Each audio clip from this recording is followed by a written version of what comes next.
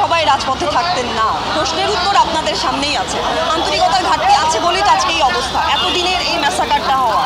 So সব কিছু মিলে যদি আরেকটু আগে আন্তরিকতা প্রকাশ করতেন বা আরেকটু যদি বুঝে শুনে সিদ্ধান্ত নিতেন, আমার ধারণা এত জেনোসাইড হতো না, এত রক্তপাত।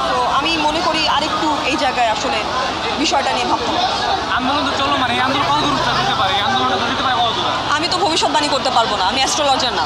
আমার মনে হয় সমাধান না আসা পর্যন্ত সবাই আসলে যারা আসলে বোঝে কেন, কারণটা কী কারণে আজকে এই অবস্থায়, যাদের বোধ আছে তারা আসলে সমাধান না হওয়া পর্যন্ত রাজপথে থাকবে বলে আমার ধারণা। এখন কবে শেষ হবে, কিভাবে শেষ হবে, এইটা অ্যাকচুয়ালি ফিউচার আর সময় বলে দেবে। এই দায়ভার কে নিতে পারবে? আপনি কি মনে করেন একজন দায়ভার? এই দায়ভার প্রশ্ন সঠিকভাবে করেন, বুঝি নাই। যাদেরকে মারা হয়েছে এদের দায়ভার কে নিতে পারবে? কার নেয়ার কথা, কে মেরেছে, কার নেয়ার কথা, এই প্রশ্নের উত্তর সবাই জানে। আমাকে এই প্রশ্ন ইন্ডিভিজুয়ালি করে কোনো লাভ নাই। এই সমস্ত মানে অহেতুক প্রশ্নের কোনো উত্তর আমি দিব না, যেগুলোর উত্তর সম্মুখীন আছে। সব সংখ্যার মধ্যে এটা আলোচনায় আছে যে যারা হচ্ছে গিয়ে এই যে ইনজুর্ড হয়েছে, যারা নিহত হয়েছে, তাদের সঠিক বিচারটা চাওয়ার কারণেই তো আজকে আসলে সবাই রাজপথে নেমেছে, কারণ সুষ্ঠু বিচার হয়নি, আসামিদের নাম ইন্ডিকেট করা হয়নি।